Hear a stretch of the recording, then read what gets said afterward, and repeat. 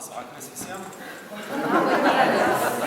Aišku, žinot, kad rytas ir vakaras ir pietas, tai langų tai nėra. Gerai, tai žiūrėkit, kad būtų linksmesnis, įdomesnis užsiėmimas, kad mes čia daugiau vieni kitais pasidalintumėm. Susiraskit žmogų, kurio nepažįstat. Tiesiog prieikit, sakyk, labas, mano vardas. Susipažinkit, turėkit savo partnerį.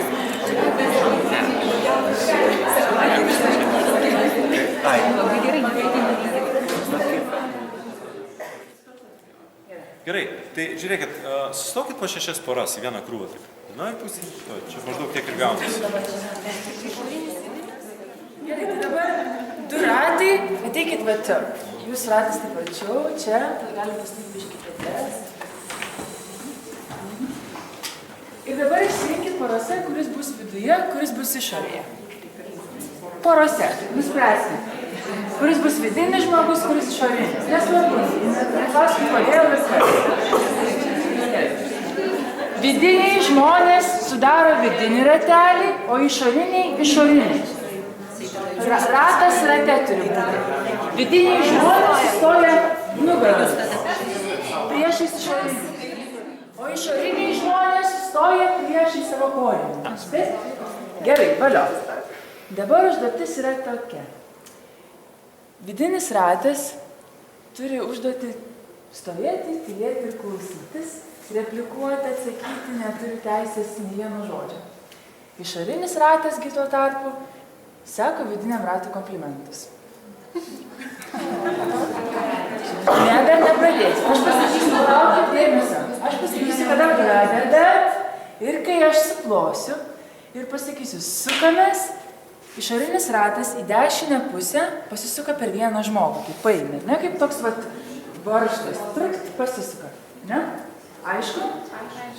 Kol aš nesuplosiu, jeigu jau baigėsi komplimentai, stovit, žiūrit ir laikot kontaktą, akių kontaktą, tas yra labai svarbu, nepamiršt. Nei į lubas, nei į sienas, nei į kaimynus, nei į mane, kad norisi, ar nelaukti, kada čia jau. Nu kaip? Gerai pasiruošę, dėmesio, pradedam.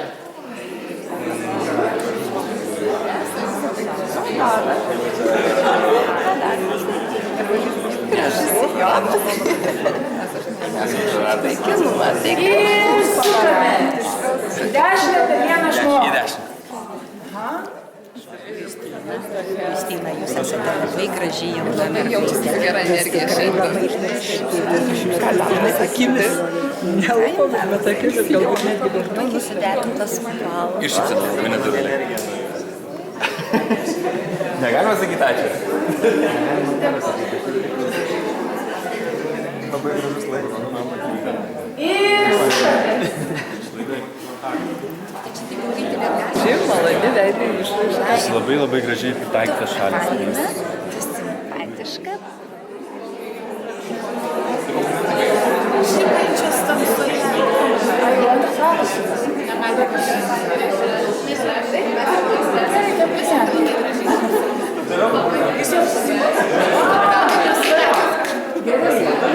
Kaip jaučiasi vidinis ratas?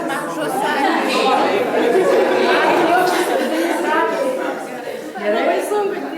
Kaip išorinis ratas? O dabar apsikeičiam vietą. Ir pradedam.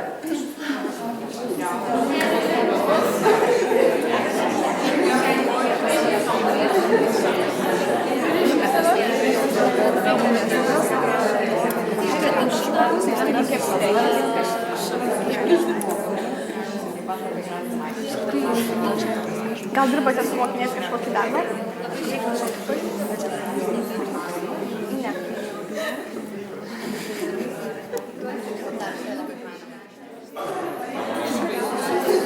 Jauną žmogų. Vienas mokus, būna daug kad mokus.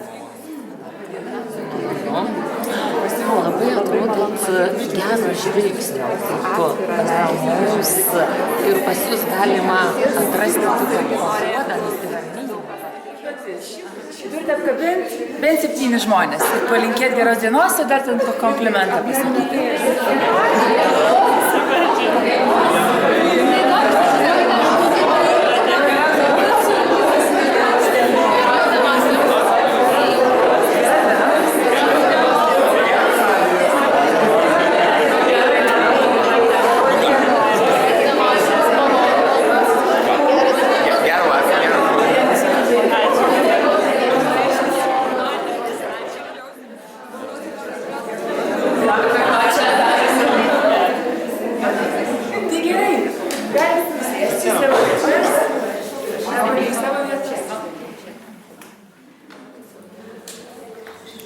kaip savijauta?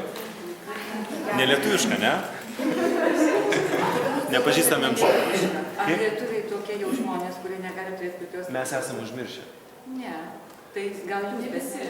Aš nesakau, žiūrėkit, neapsuabsoliutinkim, gerai, mane moko visą laiką neapsuabsoliutinti, bet didžioji dalis lietuvių mes esam pamiršę sakyti komplimentus, šnekėti su žmonėm. Aš atėjau į seminarą vienas ir išeinu vienas, ar ne taip yra? Aš susipažįstu su naujais žmonėm, arba, o, labas, mano vardas toks, aš čia tą ar tą darau. Ar tikrai tai... Aš nesakau, kad visi, netame esmė. Aš sakau, kad didžioji dalis visuomenės to nebedaro. Ypatingai to nedaro vaikai, nes jie nemato pavyzdžių, kad mes tai darytume. Pavyzdžiui, einant gatve, ar pasakot komplimentą žmogui, kuris tiesiog eina pro šalį. Ačiū Jums, kad sakot, reiškia, savy kažką turi daugiau, negu kad didžioji dalis žmonių. Mes, kai su jaunimu dirbam, ir ne tik su jaunimu, bet kai seminarus vedam, tai yra didžiulis iššūkis žmogui duoti savo atsakomybę, prisimti savo atsakomybę, pasakyti komplimentų nepažįstamiem žmonėm. Arba, pavyzdžiui, apkabinti žmogų nepažįstamą. Paprasta. Dabar tai paprasta. Išeikit į gatvę ir apkabinkit 7 žmonės. Pagal įstatymą negalima. Sukuriam įstatymą, ne valstybėje. Leiskit, jeigu tai būtų prieš įstatymą, tai mes jau sėdėtumėm, žinokit. Aš ne apie seminarą, aš apie gatvę sakau tai, ką mes darome praktiškai. Ne tai, ką mes sakome daryti, o tai, ką mes darome praktiškai. Ir tai, vaikai, kas išeina iš mūsų stovyklų, iš vienos stovyklos, kur vaikai išėję, sakėm, jūs turite apkabinti išėję bent 20 žmonių nepažįstamų už stovyklos ribų. Žinot, ką jie padarė? Apkabino po 200-300 žmonių ir filmavo tai. Ėjo per miestus ir apkabinėjo, tiesiog apkabino žmonės. Žmonės reagavo, 1 iš 100 visados atsisakys. Bet kiti neturės tiek jėgų, kad pasakyti ne, nes tai yra gėda. Žmogus prie to sako, galiu tave apkabinti? Pogalais ne. 1 iš 100 pasako ne. Jeigu jūs svarstot, ar galėtumėt ar ne, pamatytumėt, kai ateina žmogus spindinčiam akim, neišeis pasakyti ne. Taip jau yra. Jo. Gerai, tai jeigu jūs sakot, kad jūs mokat, tai visą daryt. Dabar gerai, išsiragaujam. Pasižiūrim, kas iš jūsų prisimat atsakomybę per ateinančias 10 dienų? 10 dienų. Per dieną apkabinti 2 nepažįstamus žmonės. Pakelkit ranką. Gerai, mes daugiau šnekėt mokam, bet kai reikia prisimti atsakomybę, jau kiti reikalai prasideda, ne? Aš, pavyzdžiui, prisimu atsakomybę per ateinančias 10 dienų apkabinti po 2 žmonės per dieną, minimum. Bet ne gatvėje, aš apsimčiau. Aš nesakau, kad gatvėje, troleibuse, mašinoje, ten, kur jūs tiesiog esate. Apkabinti po 2 žmonės per dieną. Prisimat atsakomybę. Gerai, kas prisima atsakomybę per ateinančias 10 dienų, per dieną bent 5 nepažįstamiem žmonėm pasakyti po komplimentą.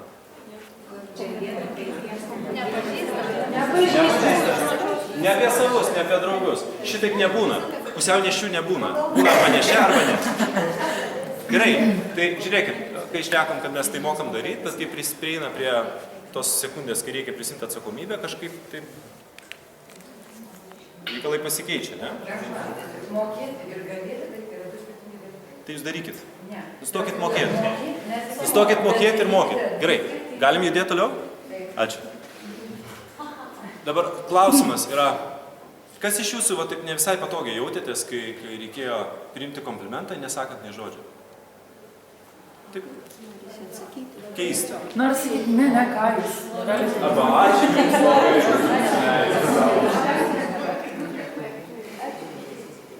Ačiū, Nors. Jo.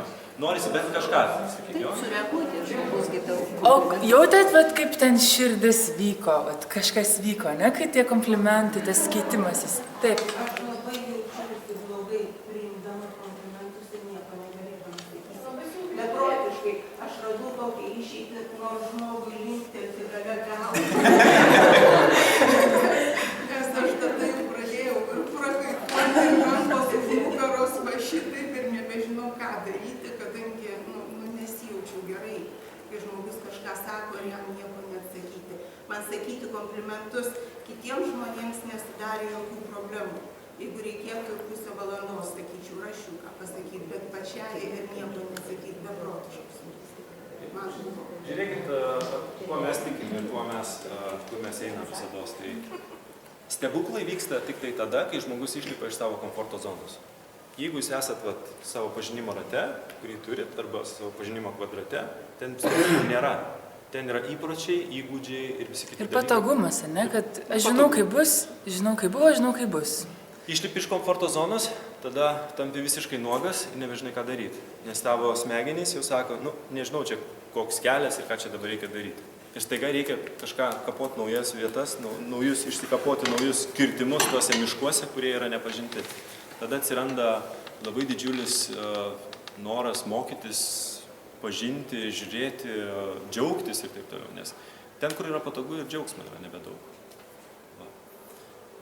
Aš tik pasidalinti norėjau, kad ne tai, kad sunku pasakyti ačiū, bet tas jausmas, kad tau nepažįstamas žmogus pasako tokį komplimentą, kokį tu nesigirdėsi savo artimiausių žmonių, kurio tu nepažįsti, ar ką tik matė, ir tau pasako tokį komplimentą ir viskas, dar to nesijautęs. Ne tai, kad ačiū negalima pasakyti, bet nori džiaugtis, šokinėti, lakstyti, dar kažko, reikia stovėti ir kukliai. Čia labai ir taip svarbus sukrečia viduje, kaip taip gali būti. Bet žiauriai svarbus aspektas. Pavyzdžiui, iš tokios asmeninės patirties mes jaunimo stovyklose susitinkam su vaikais, vyresnių klasių moksleiviais ir labai dažnai jaučiu, kad žmogus pirmą kartą girdi gyvenime. Aš galvoju, kaip taip gali būti? Pirmą kartą girdi gerą žodį jo adresu, ne? Ir tu matai, kad jis niekada, tokio nėra girdėjęs, taip nėra buvęs, ar ne, ir taip nėra jautęsis. Ir pradedi galvoti, tai kaip čia dabar yra? Ne, kaip mes čia dabar gyvenam, visi kartu drauge. Ne po vieną, bet visi kartu gyvenam. Gerai, tai žinot, ką jau daryti. Pažiūrėsim po užsiėmimo pabaigos, gal atsiras daugiau norinčių prisimti atsakomybės vienokias ir kitokias. Prisistatysim, kas mes tokie esam. Gerai, aš pradėsiu. Aš esu Mindaugas, man yra 33 metai. Tuo, ko užsiimu dabar, arba kokius seminarus ir ką mes Eglė darom, darau maždaug 2 metus. Iki tol, jeigu man prieš 2-3 metus būtų pasakę, kuo aš būsiu šiandien, aš būčiau pasakęs, kad žmonėm ne visai gerai su galva. Nes per paskutinius metus 2, kas pas mane pasikeitė. Tapau vegetaru, nustojau vartoti alkoholį, bet kokius narkotikus. Patikėkite, esu viską ragavęs išskyrus intraveninius.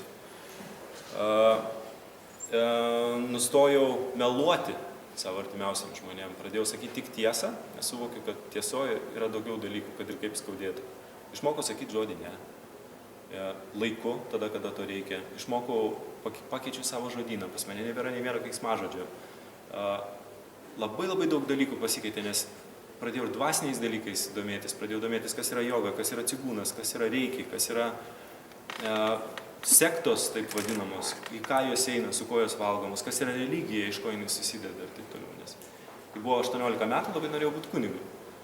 Bet kai pradėjau domėtis, kas yra bažnyčia, nevadinsiu pavadinimo kažkokią, bet tiesiog bažnyčia, pamačiau, kokia struktūra yra ir kaip jinai yra atėjusi šitą pasaulį ir man tiesiog pasidarė nesavo. Ir aš palikau visas tos patirtis. Mano gyvenimas tai pasikeitė po to, kadangi Airijoje beveik 10 metų gyvenęs, po to, kai turėjau antrą avariją motociklo ir supratau, kad išgyvenau mirties tą savoką, kas yra mirti. Tai geras jausmas, kai atjungia viską, tik trūksta muzikos. Ramu, tyku, rankos kojas atjungtos, skrendi savo. Ir viskas supranti, viskas suvokia, kas vyksta ir tik klausimai tokie pradeda lysti labai gilus.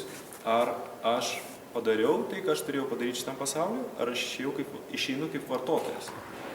Tada pradeda eiti atsakymai per mano šito gyvenimo patirtį, ką aš padariau, arba ką aš pasiėmiau, arba ką aš daviau. Ir pasirodo, kad nieko, ir tada grįžinėja, kad dar nelaikas, dar viskas tvarkoja. Paskui grįžom į Lietuvą ir reikalai pradėjo keistis. Ir su Egle jau Airijoje susipažinom ir pradėjom daryti stovyklas, užsiėmimus, seminarus.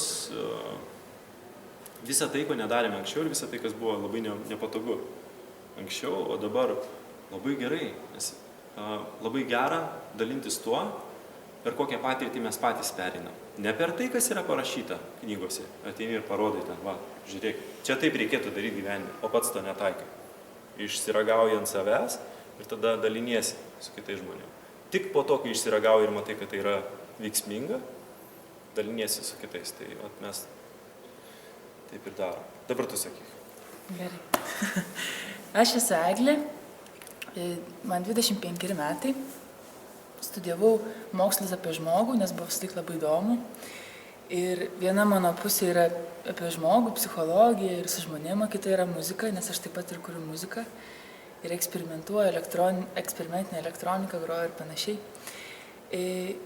Kodėl mes tai darome, kodėl aš tai darau, kodėl čia atėjau susitikti su jumis. Kartais ir savęs taip dažnai klausiu. Kiekvieną kartą, kai važiuojam į stovyklą ir į seminarą, klausiu savęs. Kodėl? Ir iš tikrųjų ateina toks pojūtis, kad aš savo esu labai tokį didelį klausimą užsidavusi ir paklausiu savęs. Kas yra laimė, kas yra tas džiaugsmas ir ką aš iš viso čia veikiu. Ir ką turiu veikti, ar ne, kokia mano prasmė buvimo čia.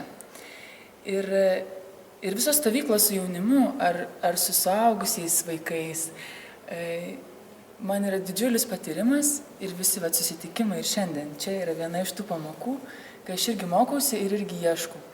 Ir man nenutiko kažkokios situacijos, ar ne, kad skriščiau ir garso takelio trūktų.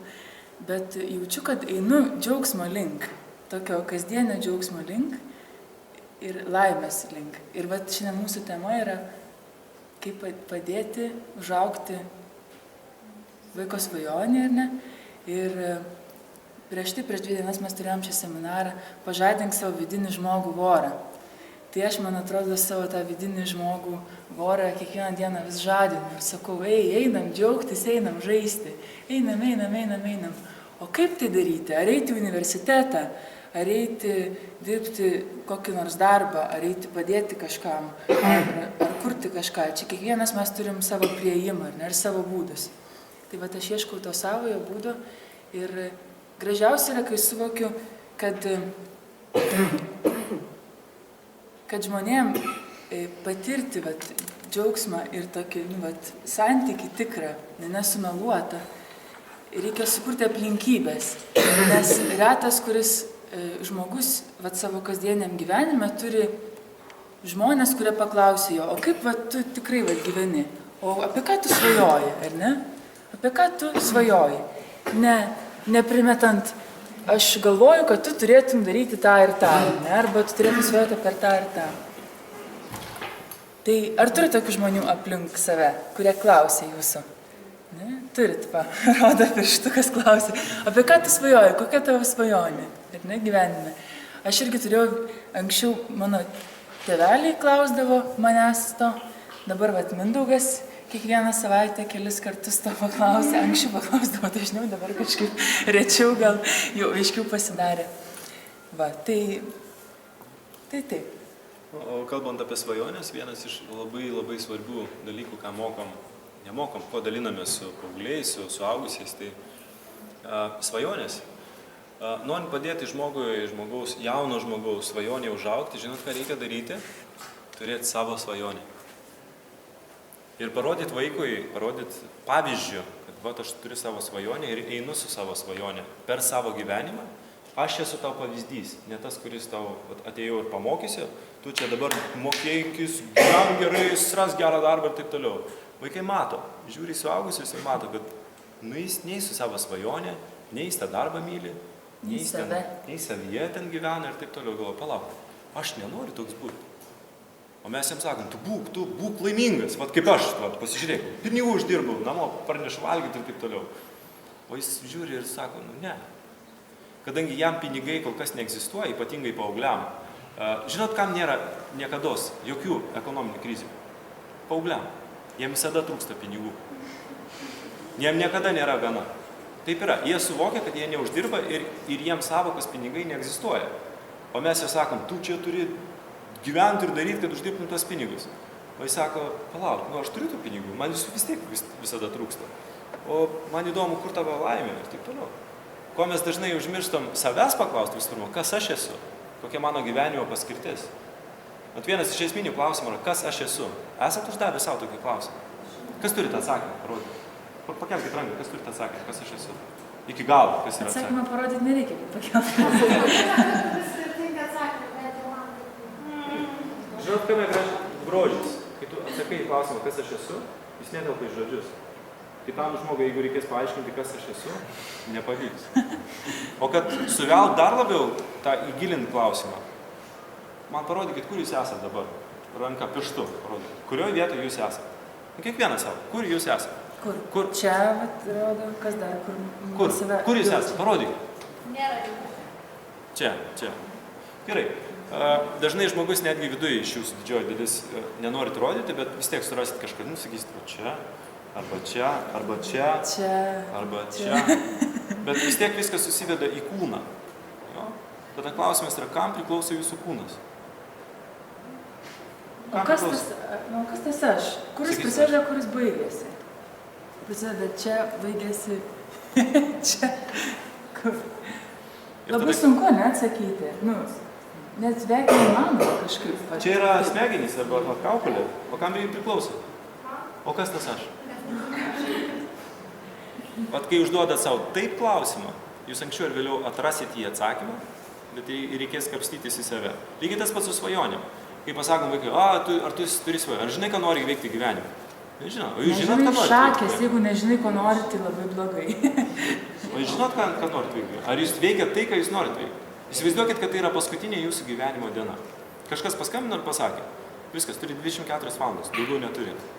Ar jūs gyventumėt šitaip savo gyvenimą, likusias 24 valandas, jeigu tai būtų darbo diena? Dar užduokit savo klausimą, kaip aš ryte keliuosi. O ryte nubudau ir kaip aš keliuosi, kai mane pakėlė žadintuvas ir man reikia eiti į darbą. Oh, yes! Dar viena diena. Kas šitaip keliasi? Pagaliau dar vieną dieną. Valio. Gerai. O didžioji dalis,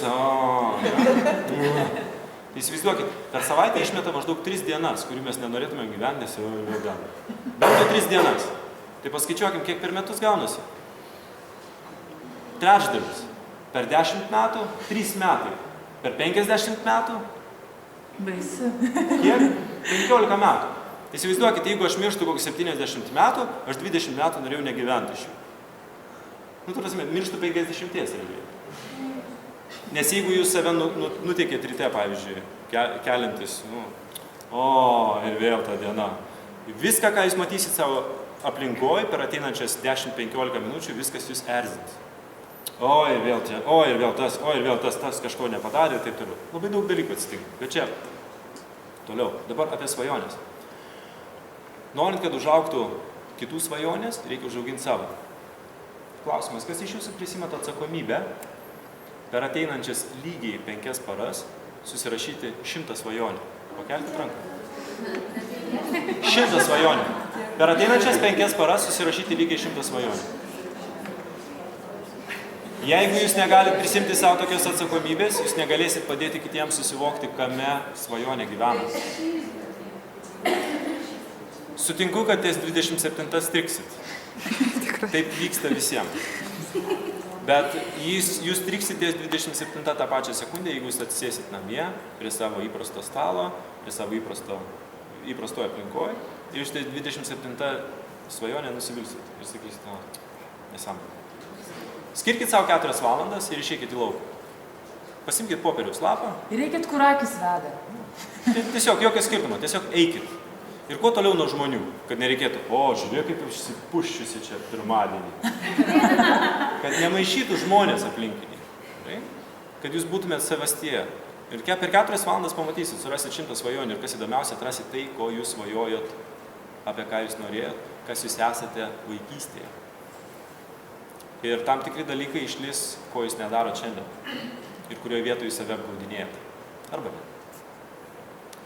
Jei prisimėt tokią atsakomybę, jūs jau turėsit puikų pavyzdį per save, sakyti, kad svajonės gyvena taip. Ir svarbiausias dalykas yra apie svajonės, yra klausti atviro klausimų. Nes neteisingos svajonės nėra. Sutikit. Nėra, kad tavo svajonė neteisinga, mano teisinga. Jo teisinga, jo neteisinga. Visos yra teisingos. Nėra čia žodžio gerai arba blogai. Nėra teisinga, neteisinga. Viskas yra valio. Mūsų protas matuoja. Čia tas neįmanoma. Ką tu čia? 20 metų dar čia tau pasistengti. Arba niekada nepavyko ir dabar nepavyks. mūsų protas labai matuoja. Kai eisit tas 4 valandas, ne, kas čia įsipareigoja eiti tas 4 valandas pasivaikščioti su savimi. Būkit labai atsakingi, apie ką svajojat, nes viskas pildosi iš tam pasaulyje. Čia. Dar apie tos klausimus, kad klausti reikia atviro klausimo, ne, ir to, kur, nu, vat, atsakymo, klausdama žmogaus, ne, apie ką tu svajoji ir kokia tavo svajonė. Turi priimti visą atsakymą, visus atsakymus. Nėra neteisingo atsakymo. Ir mano asmeniškai gyvenime žmonės, kurie manęs klausia, apie ką tu svajoji, ir vat, nu, ir aš jiems užsiminiau, jis sako, ko tau reikia? O vat, kaip aš tau galiu padėti, kad ta svajonė įvyktų? Tau reikia pinigų? Kiek? 2000 litų? 3? Kiek? Ar kokių nors žmonių, kas tau vat padėtų? Ką aš galiu čia rasti telefono knygutėje? Ne, kas galėtų tau tą svajonę?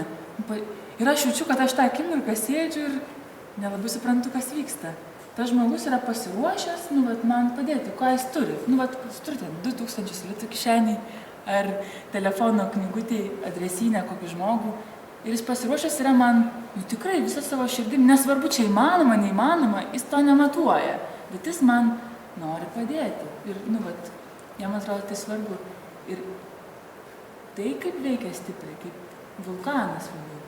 Tai kitas dalykas yra padėti kitiems svajonės įgyvendinti. O kad įsiaiškinti iki galo savo svajonių, sakykime, užsirašo 100, nu, jos vienas su kitą matys pradeda ir taip toliau. Nes atsiranda tokia ne kova, o kovoja tik mūsų protus. Bet intuicija, mes šnekam intuicija, moteriška intuicija, vyrai irgi intuiciją turi, tik tai jos nerodo taip kaip moteris, yra daug uždaresni. Bet tam, kad atrasti savo intuiciją, savo širdį, turi atskirti balsą, kur yra širdies, intuicijos balsas, kur yra proto balsas. Tam, kad atskirti širdies ir proto balsą, turi puikiai suvokti, kaip atsiveria širdis ir kaip išgirsti tą balsą. Kas yra iš tikrųjų tas tikrasis tavo? Ar tai yra tavo protas, kuris sako, racionaliai pagalvokim, tu čia gali, negali, čia tą turi, neturi, resursų tam neturi, nieko to čia nesigaus. Jeigu žmonės visi vadovautųsi tik protu, nebūtų jokių išradimų, jokių revoliucijų, jokios evoliucijos šitam pasaulyje, jeigu mes galvotumėm per racionalų protą. Ateina žmonės į šitą pasaulį, kurie sako, neracionalus protas, o man va širdis sako, vat kompiuteris nešiojamas. Įsivaizduojat, kiek metų juokiasi iš Geitsą ir iš visų kitų, kurie apsigalvoja, kad reikia nešiojamo kompiuterio. Kai sakė, kompiuteris va maždaug tokio dydžio turi būti. O jis sakė, ne vieną, mes padarysim, kad kiekvienas namie tai turėtų. Visi sakė, va. Bet padarė, taip? Ne todėl, kad racionaliu protu vadovavosi. Ir ne todėl, kad klausė kitų, kurie yra protingesni už juos. O todėl, kad jie jautė, kad viskas ten gyvena. Apie protą. Vieną tokį pavyzdį asmeninį labai išgyvenimo. Prieš 2 metus dirbau, taip neatsitiko, kad dirbau Niujorke žydų šeimoje, milijonierių žydų šeimoje ir prižiūrėjau jų vaiką, dirbau tarnaitė ir auklė. Ir patekau į milijonierių gyvenimą. Labai puikūs žmonės, mane visur vežiojo, maitino nuostabiausiu maistu. Aplink tarnaitę šokinėjo ir man tiesė staltis į sidabrinius šaukštus. Ir žinot ką, aš supratau, kad aš pakliuvau kažkokią savo proto svajonę. Nu, nes mes visi kažkaip, vat, turtingas gyvenimas ir ne, kad turėtum ten porą malūnsparnių fainą, ten porą sodybų kur nors pasaulio kraštuose. Kad aš apie tai svajojau. Bet tai buvo mano proto konstruktas. Nu, nes protu suvokiau, kad va to norėčiau. Nebūtų spanį tam paveikslėlį. Bet aš pakliuvau tą paveikslėlį ir supratau, kad čia visiškai ne mano. Man nereikia tų sidabrinių šaukštų, man nereikia tų privačių lėktuvų, man labai faina keliauti kokiu Ryanair, nu tikrai labai gerai. Ir man to tikrai nereikia. Ir aš supratau, kad žmonės, kurie laikosi proto tų paveikslėlių, ko jie norėtų, ne širdies, kas jiems yra, ten noriu būti batsiuviu, paprasčiausiai batsiuviu, Dieve man, nereikia man 3 malūnsparnių. Kurie laikosi proto, jie tam skiria 20 metų, kad turėtum privačius lėktuvus, ar ne, ir rezidencijas 5 pasaulio kraštuose, tai ne per vieną dieną tai įgyvendinama. 20-30 metų turiu dirbti ir pasiekiu tai, kas nėra mano. Nu, vat širdį, jaučiu, kad čia ne mano. Tai labai svarbu yra išgirsti, kas yra tavo, va tavo, kas tai bebūtų. Reikšminga socialiai, nereikšminga, daug finansų uždirbta, mažai, nesvarbu tai yra. Nu, bet kas yra visiškai tavo, kad nešvaistytum savo gyvenimo, tų sidabrinių šaukštų ieškodamas. Gerai. Mes turim porą. Jo, načiau. Atsistojam visi, gerai, ir vieni taip šalia kitų, kad stovėtume. Visi rate. Gerai, tai padarysim vieną tokią, pavadinkime meditaciją, kaip atrasti savo širdį, kaip suvokti, kaip išgirsti ją. Labai kelias minutės. Tai jūsų užduotis yra dešinį delną dėti žmogui iš dešinės ant krūtinės. Ties širdimi, o tiesiog arba ant krūtinės.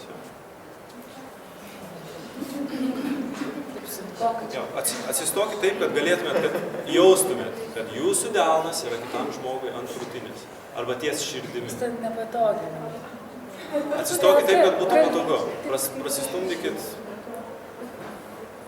Gerai. Jūsų pilnas delnas turi būti ant krūtinės. Nebijokit rankos tiesiog padėti. Gerai.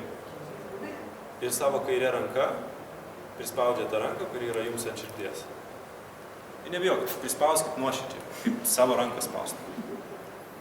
Gerai, užsimerkiam.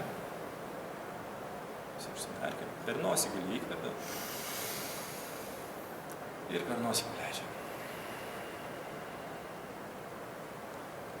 Dar kartą giliai įkvepiam.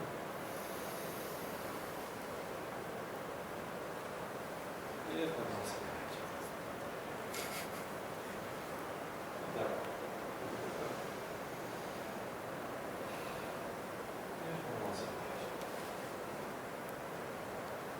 Dabar visą džiaugsmą, meilę, džiugesį, laimę, svajonės iš savo širdies paleiskit į dešinį delną ir suvokit, kaip visas jūsų džiaugsmas, visa jūsų meilė, visas jūsų suvokimas apie grožį, gėrį, meilę ir aplinką keliauja į žmogaus, kuris yra į dešinę, į jo širdį.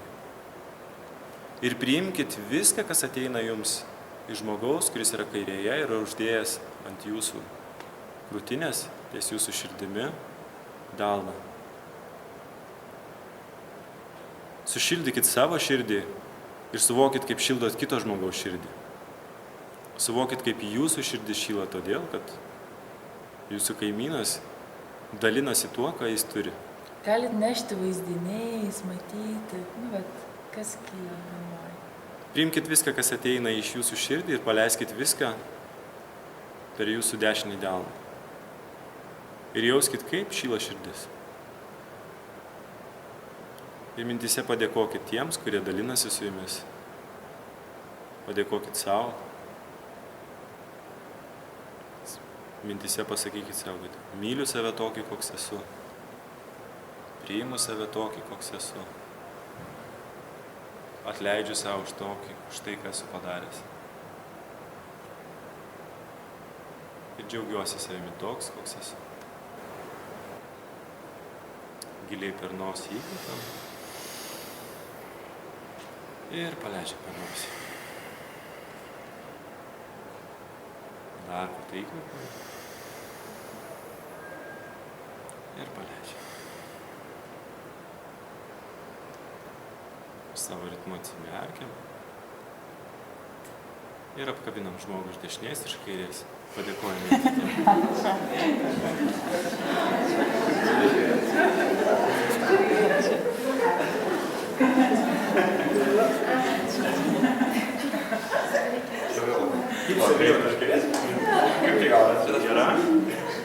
Ar vyko? Jungimas vyko, ne? Tai čia, atrodo, visi tiek šneka, ne, yra tiek mokymų, knygų apie tai, ne? Ir man atrodo, visi taip žinom. Tai tik tai reikia vieną žingsnį, bet kad vyktų. Kad vyktų geri dalykai ir gražus. Užduotis šiandien per visą šitą dieną, tai pagalvokit, ar jaučia savo kairę pėdą? Kairė. Tai vat visą dieną negalvokit, jokių būdų negalvokit apie kairę pėdą. Tiesiog pamirškite apie kairę. Jos nėra. Negalvokit apie kairę pėdą. Dabar pasitikrinat, bet daugiau nesitikrinat niekaip. Nejaučiat, gerai? Ir kai tik tai vėl išlis norom tą kairę pėdą, pagalvokit, kaip jaučiasi jūsų širdis. Ar ten vis dar šyla po to, kas vyko čia, ar vis dar šyla. Ir vis dėkokit jai už tai, kad jis šyla ir yra tokia. Ir paskutinis, ne, akordas, jo, nes turim jūs paleisti, palinkėti sėkmės ir daug džiaugsmo. Paskutinis akordas yra, kad labai kviečiam, jeigu norit prisijungti, visai kaip tik tai norisi, nes aš, pavyzdžiui, jaučiu, kad vat, ką mes darom, tai yra toks, kažkoks judėjimas į priekį. Pasikeičiam ten jaunimo, vyresnių žmonių, važiuojam pastovyklaut, kažkaip paieškot, pasidžiaugt. Ir viena iš tokių vat iniciatyvų, kuri gimsta dabar yra Betansų bendruomenė ir prasideda tokie geri darbai, bet kurie ant liežuvio galo, nori kažką gerą padaryti ir darai. Ir žiūri, kad paskui ateina iš kažkur didžiuliai karavanai gerų dalykų į tavo gyvenimą. Nes kažkada kažką, vat, tokia lengva ranka, lengva širdim padaryti.